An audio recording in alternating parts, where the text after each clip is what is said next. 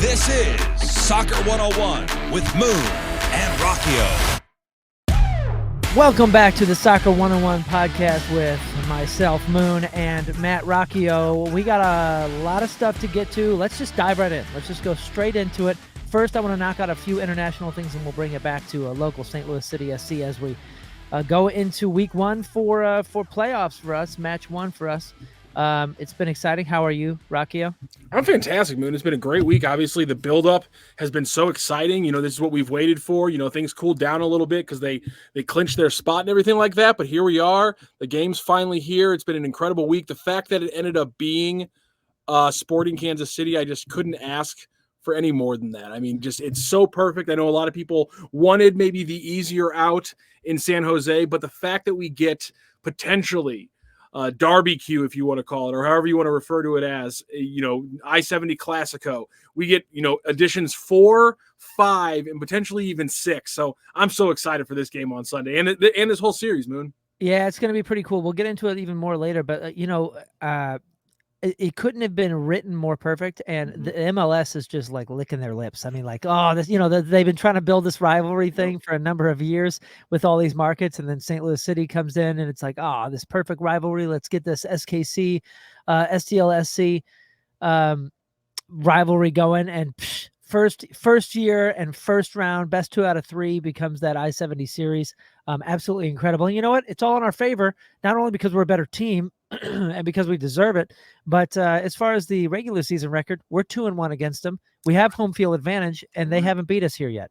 Yeah, absolutely. I mean, and not only do you have home field advantage, not only did they not beat you here, you trounced them. I mean, 4-0 or 4-0 and then 4-1, and they only beat you 2-1 at their home park. So, I mean, you owned this series. You especially, like you said, you owned it at CITYPARK, and I expect to see the same from them, you know, at least on Sunday, if not into, you know, games 2 and potentially if we needed a game 3. I just think City's such a solid team. And listen, I know Sporting Kansas City, everyone's probably screaming at the screen, you know, they have been very much weighted down by that terrible start where they, you know, didn't win a game in their first 10 games. They lost I think they lost 7 and drew 3 of them in their first 10 games. And the complete opposite, they closed out the season with 6 wins out of their last 9 matches. And so they'd be in a different spot. They'd be a 4 or 5 seed if you can erase the first 2 months of the season. But importantly, all 3 of those games happened outside of that horrible stretch to start the year by Sporting Kansas City. They got them right at the end of it. That first, you know, really terrible stretch, that first 4-0 shellacking. They got them right at the end of it. But I just don't think that you can just completely throw away, you know, the 4-1 win from September 30th. You know, that was, you know, they were missing Johnny Russell, one of their best players, but he didn't make a huge impact in that first game. And I don't think he's going to make that outsized of an impact for game 3 or game 1. Yeah, I think you're right, but they are on fire. They are on a little tear. And speaking of fire, I got a new shirt here. There it is. I like that. That was a gift from Together Credit Union. If you're watching on the YouTube, on the stream, or on socials or something, you're going to notice that my green screen is missing right now. So if you see my dog jumping around in the back and messing with the couch in the background, it's actually doing a good job. The green screen's surviving. We're doing good. Okay, that's good. But yeah, welcome back to Soccer 101. Thank you for everybody joining us and subscribing and sharing throughout the year. I mentioned I'd like to hit just a couple international stories. One, there's a couple friendlies going on that just happened. U.S. women's national team played a scoreless draw against Colombia in a match that featured numerous U.S. chances, a missed penalty kick, a strong first half, strong defensive performance on both sides. Alex Morgan had a PK to smash off the right post. But you know what? The shutout marked goalkeeper Alyssa Nayer's 9th this year with the USWNT, and that ties her career high for clean sheets in a calendar year. She had 9 in 2018 and 2019. So once again, here we go again with more great goalkeepers coming out of the U.S. Super exciting there. That's a little bit of international news. And speaking of international news, USMNT, the United States men's national team, might be excited about this. Johnny Cardoso, a dynamic U.S. international guy. I think he has 7 caps. He has an Italian passport. He's been playing in Brazil, I believe, but he is on the verge of joining La Liga club Real Betis. So that would be great. I mean, that's one of the top leagues in Europe. It might be a little tougher on Berhalter's selections when it comes to certain things, just because La Liga is a heavy league. But you know what? That's cool. I love seeing our guys get more and more and more experience. It's just going to strengthen our U.S. national teams as we go on. But that's just a little bit of international news. Let's bring it back to City and what we got going on here. Quickly before we do though, Moon, I just want to say it's not like Greg Berhalter's ever really struggled with making lineup decisions or anything like that. So the good thing is to make it even more confusing for him. Yeah. Yeah, it's just it's just a little added headache in the best of ways. This is like a good headache, you know. There you go, there you go. Like you said, let's bring it back a little bit to the MLS. Obviously, playoff game Sunday. It's a late one, 9 p.m. at City Park. But a little bit of news early this week away from the game was the MLS season-long awards have been announced. The finalists, I should say, have been announced. City has 4 finalists. Roman Bürki, finalist for goalkeeper of the year. Edward Löwen, newcomer of the year. Carnell, coach of the year. And Tim Parker, defender of the year. I think it's a little bit odd that Bürki isn't a finalist for MVP as well. But nonetheless, an impressive job by City putting together 4 finalists for the season-long awards in season 1. Yeah, absolutely, and I think a couple of these are obvious. I will fully admit yet again, I was a Löwen doubter originally. The first couple matches, I saw a lot of things that freaked me out and worried me, and I was like, I don't want a number 10 that I'm freaked out about. And he's proven me wrong, and I am the happiest guy in town that he has proven me wrong. So for all those people that were giving me crap, shut up, man. I'm just a diehard fan, man, and I'm a soccer enthusiast, and I saw some things that freaked me out, worried me. But he's proven me wrong. I think he 100% deserves that. I think Carnell 100% deserves anything and everything he's up for. Absolutely. Bürki as well. Parker, Parker's had some shaky moments, freaked me out a little bit. Miazga was the center man on the back line. That was the best team in the league in FC Cincinnati. I have a feeling that there's a good chance, like you just said, they take 3 out of the 4, and maybe Parker is the odd man out, and the big man Miazga takes the one in the defender of the year. Yeah, I think you hit the nail on the head. Parker had some really, really good moments, and it has been obviously a strong, consistent presence for us. But there was some impressive, and I've talked about this. This league is not an impressive defensive league. It's just not.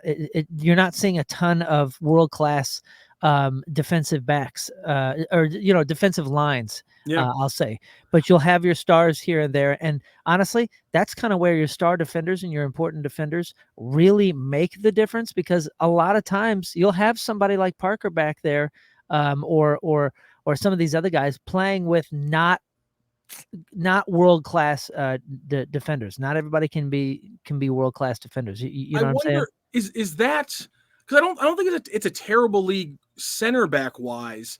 I just think that Europe over the last 10 years has seen this explosion in how important fullbacks and wingbacks are. Yes. And I think you haven't seen that growth of the game in MLS as much with the fullbacks, especially. I don't think there's anywhere near, just percentage-wise or representative, there's nowhere near the amount of teams that are playing that heavy wingback style where those guys are being asked to cover the entire pitch, the entire game, and be a huge part of every single part of that. City's doing it a lot with their fullbacks, but I really don't. I think that's where the difference is in MLS, is that center backs, we got some good big ones. Parker, Nielsen, Miazga, you see it, here in St. Louis, but I really do think you're right. But it's the fullbacks where really the MLS is kind of fallen behind Europe and parts of the rest of the world. Yeah, well, dude, it's not a sexy thing. I was a defender. I was like a trained defender, and I was freaking good at it.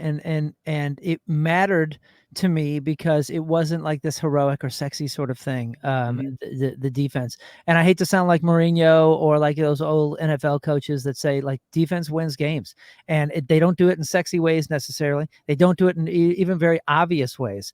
But you're right. There was like a revolution in the early 2000s, especially in Europe, especially in England, where defense became like like this is an absolute key component that we need to start focusing on as much as we're focusing on our star strikers or our number 10s. And a lot of those, I think it's harder to come by great world-class defenders, and when they're noticed from coaching staff, scouting, and GMs and things, they're pulling them to Europe and they're pulling them to the bigger leagues. So yeah, we're going to compete with that. So naturally, I'm not shouting down on the MLS for being a weak defensive league, because it's a big league that's growing. We're continuing rosters. We're continuing to add teams. So we got to fill spots.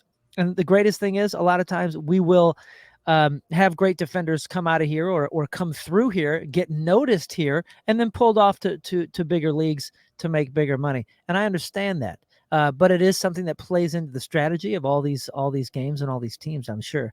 A great example, I think, that we want to localize this to MLS, I think it has to be that up in Toronto, I believe it was for Toronto, Alphonso Davies becomes one of the brightest young offensive stars in the MLS. Then when he does get a big money transfer to Europe, now half the time, he's playing either left back or left wing back for his European club. That and Bayern's been one of the best, most revolutionary clubs in using their wing back. I think that's a great example of how different things are. Is that you take a young 17-year-old star wonderkind for the MLS who's playing an offensive mainly position and more of like a winger, and then you switch him over when he gets to Europe. I think that's kind of a really good example of how differently the leagues are thinking about things. Yeah, definitely. And like you said, a lot of the wingback stuff has shifted greatly. Just even the mindsets and the way that they're doing formations. You got guys like Wan-Bissaka and I mean, think of Gareth Bale. Like everybody thinks about Gareth Bale as a solid 11. Like, this dude was a striker. He went over on one of the biggest transfer fees ever over into the Spanish leagues from Tottenham. Dude was like a left back. This is a defender. That's a good point. And in fact, he had a rough year or two where people were like, get this guy out of here, until he had these ridiculous runs and they really started to train him as an incredible left back, and all of a sudden the guy was out sprinting everybody, and they started putting him up top to see what would happen. So anyways, yeah, it's defense, world-class defense is hard to come by. It is improving in the MLS, and that is one of the biggest things I've seen improve in the last, I would say, 2 seasons in the MLS, and I'm proud that we have good representation here in St. Louis and from St. Louis. It's gonna be a heck of a couple weeks. Like we mentioned before, St. Louis versus KC. This is a big, awesome, cool new rivalry. That's somewhat an old rivalry. Not like we ever hated the Royals or the Chiefs or any of that kind of stuff. But this is something the MLS has been wanting us to do. They want us to hate KC. They want it to be this rivalry. I never see it becoming one of those Blues Blackhawks kind of things. I see it being a Cardinals Royals things, or I don't know. I think it's different. I think, especially because it's a younger group, and I'm not saying this is a lot of people, but I know, speaking from my personal experience, if you're a St. Louis person who went to, let's say you went to Mizzou, where you see a lot of KC people, yeah, you start noticing that there is, like, when I grew up in St. Louis, I had never had a rivalry for Kansas City. But then I go to Columbia and I learned that Kansas City has a rivalry with us. Oh, and good. I think that over the years that Kansas City, always kind of looking down on St. Louis and taking their shots, I think that's grown to now where St. Louis people happily take shots at Kansas City in the exact same way. So I honestly think that this rivalry, if this rivalry would have hit 95, maybe it's a little bit different, because I just don't know if the cities had that kind of animosity. But I think over the years, I think the animosity has grown a little bit, and it's fun, it's playful, but I do think it is a little bit a heavier rivalry in year one than people expected. Well, yeah, definitely. I mean, yeah, I think the success and the energies that our club has brought, and the successes the KC's had over the last couple of years. Remember with the Wizards and all that? That was like a dying business, and it was just a mess. So yeah, I think the energies have created the rivalry. So let me refine what I was saying. I don't think we're ever going to have the absolute hatred and like violence that the Blues Blackhawks. When I was a kid and went to my first hockey games, it was Blackhawks. I saw a guy go over the railing.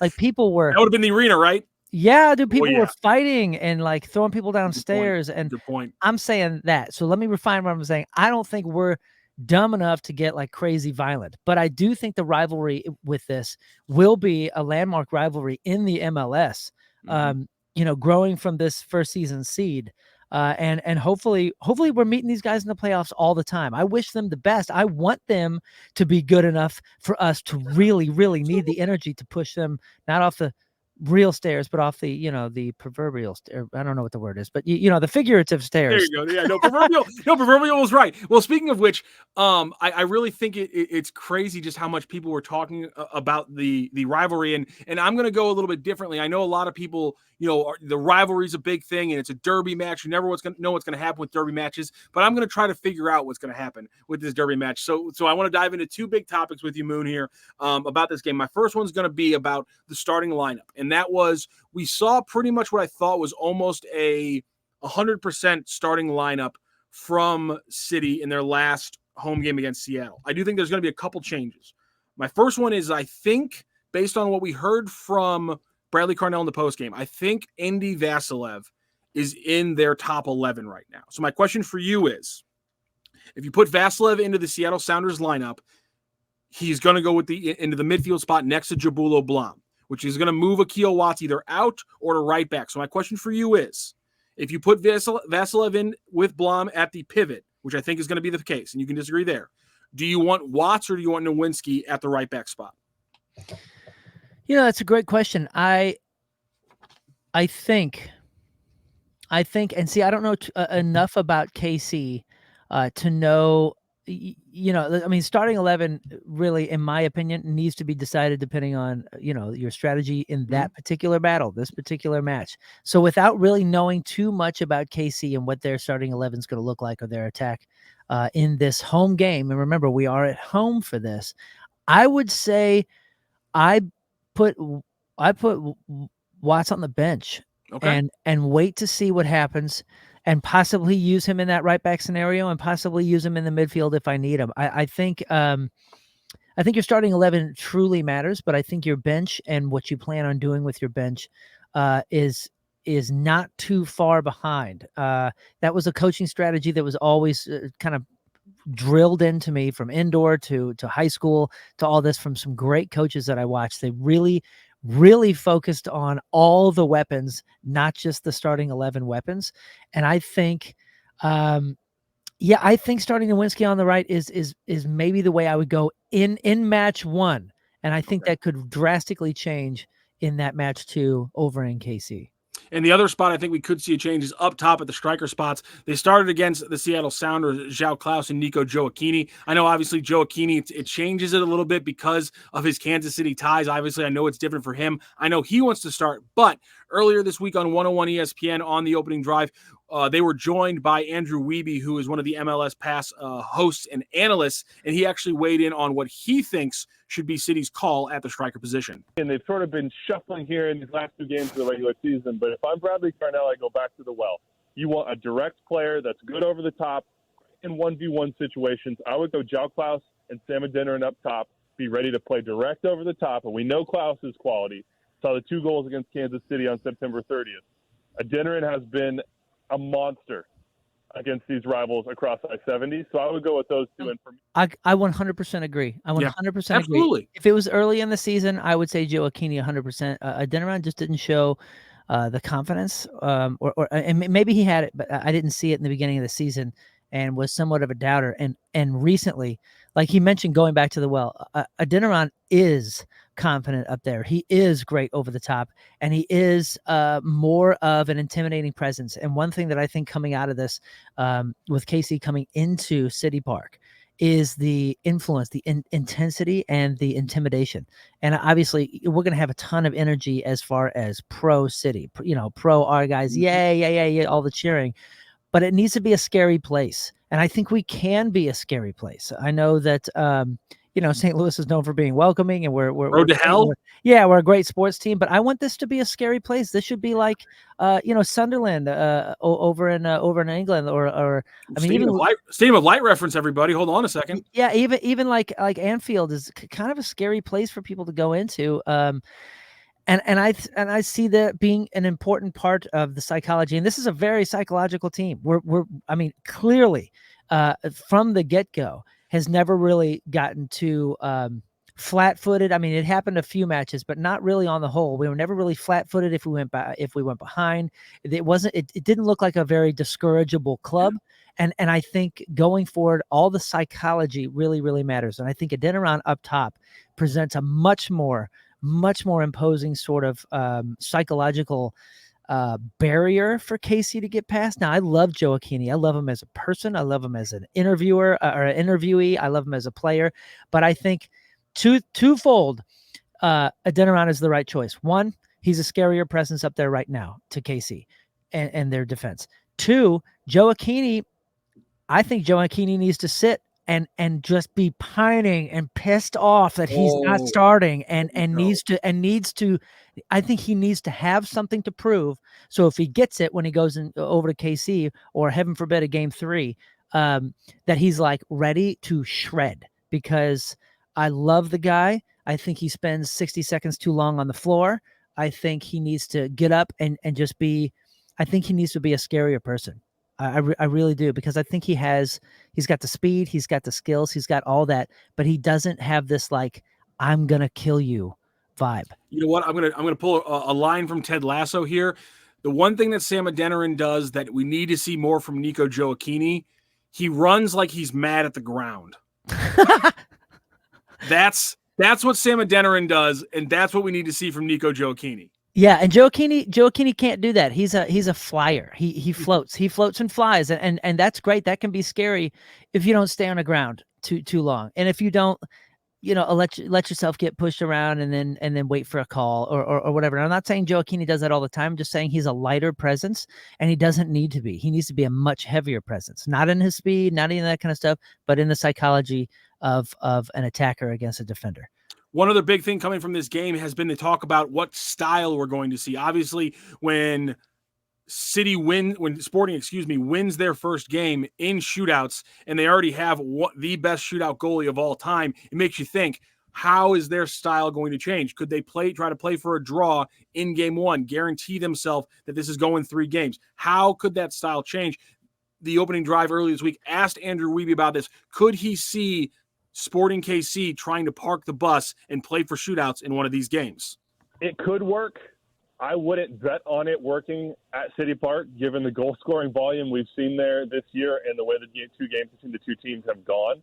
But I'm very curious in these 3-game series to see how road teams in particular approach leg one, knowing if you can get to 90 minutes in a draw, whether it's 0-0, 1-1, whatever, you can get $10 million between the pipes in a penalty shootout. He's 7-0 all time. He's the best penalty stopper in the history of Major League Soccer. That is not a debatable point. That's just a straight-up fact. Now, the other fact is that Roman Bürki is Tim Melia's equal, in particular from the run of play. When you watch the first 3 games between these two teams, there is one difference maker that's there in every single game that changes games, and it is Roman Bürki. So do you think you could see them maybe trying to slog it down? Maybe not in game one. Maybe they try to do it at home, but I think there's a good chance one of these 2 games they're trying to play for all 90.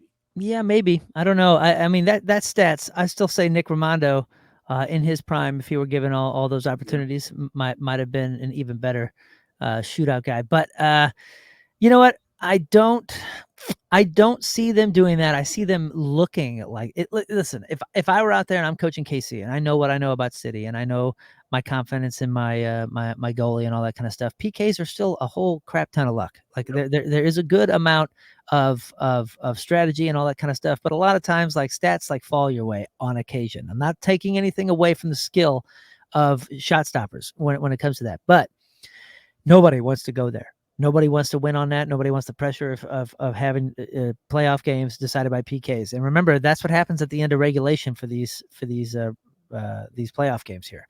So I see them looking like, and if it were me, I would look like I'm trying to park the bus and play for that and show that hand for about 8 or 10 minutes. But I would have a gnarly dump and run counterattack, aggressive counterattack thing planned. And it would be let's show our hand. We're gonna play for 90, try for a 0-0 here and get the PKs. But that would be a total fake. And I don't see KC doing that. I don't see KC doing the park the bus thing here at City Park because they have the safety of knowing that they get to go home. True. And if they can take points here, they can take real points here and not have to stress about some PK sort of thing. Which I mean, at some point you're going to lose one. You know what I mean?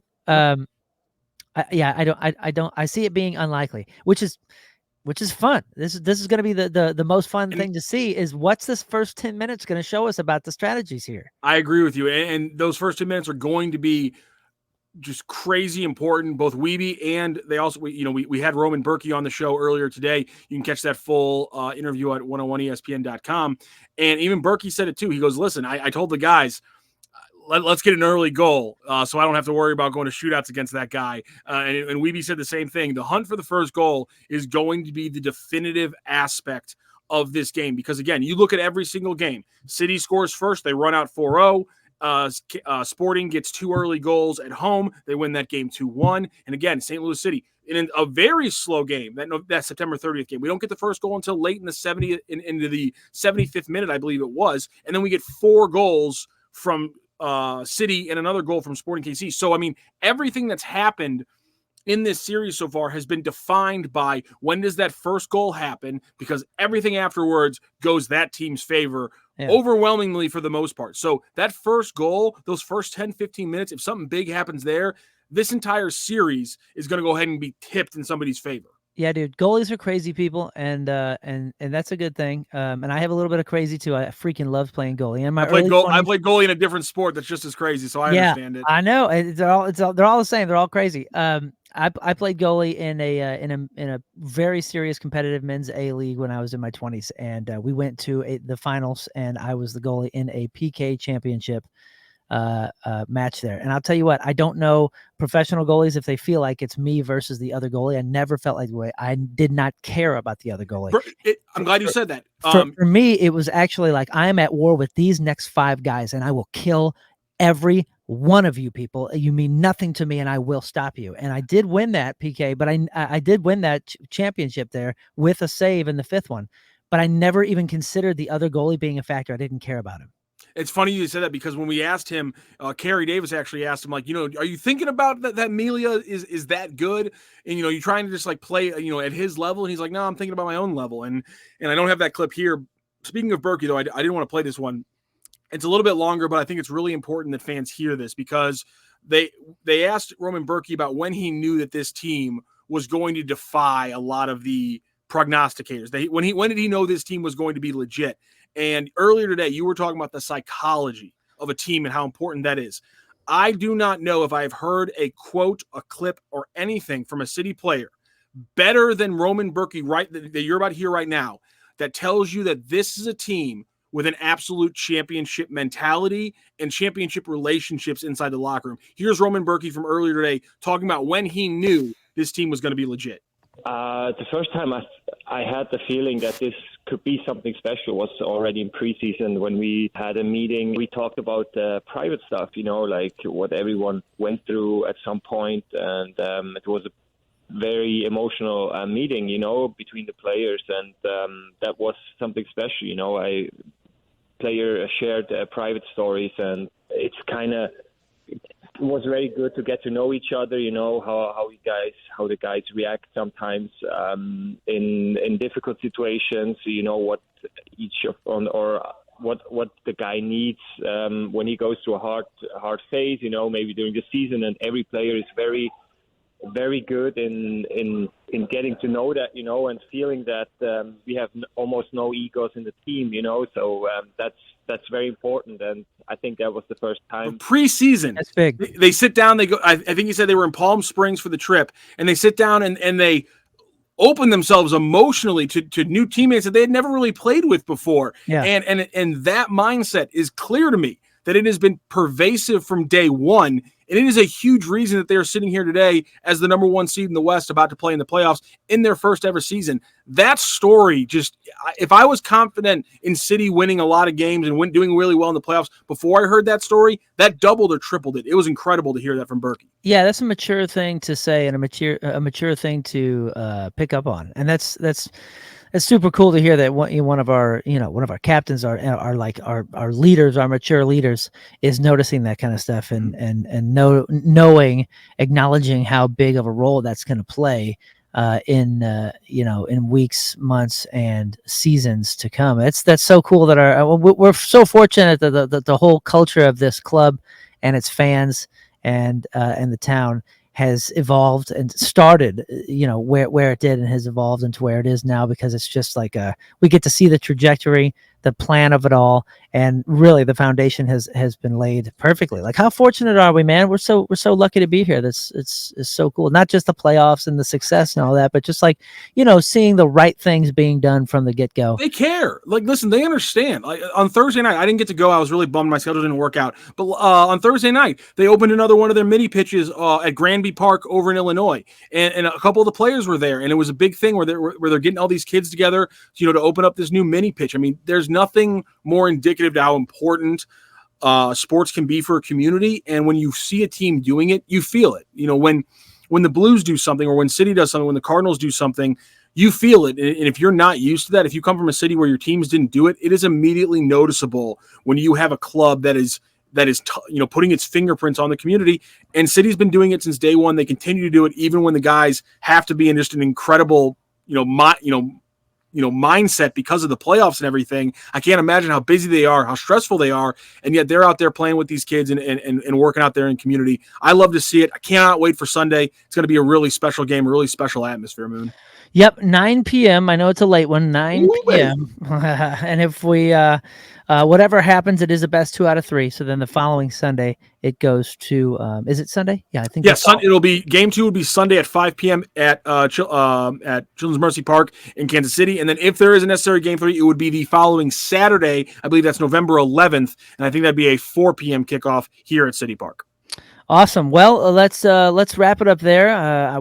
Great episode. Wait, hold on a second, Moon. I think we got to do it here. We're not bound by the broadcasters any rules here. Yeah. What are we doing? I think it's responsible for us. I think we have to drop a prediction here, Moon, of what happens game 1 between City and Sporting. I think we got to do it.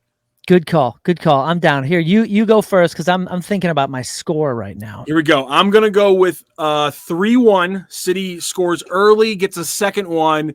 Sporting makes it interesting with one more, but then City puts a nail in the coffin, gives himself a nice little, some breathing room in the last few minutes. So I'm gonna go with a 3-1 win for City over Sporting in game 1. I think KC's coming in kind of afraid, and they're going to be intimidated in a way that they weren't expecting here. But I do think that that's going to cause a really, really gnarly physical fight. Yeah, it is. I think City wins 2-1. I think Löwen does get on the board, and I'm going to say Adeniran probably scores the first. Calling your shots. I'm going to go with. I'm not going to call all 3. AZ Jackson gets 1.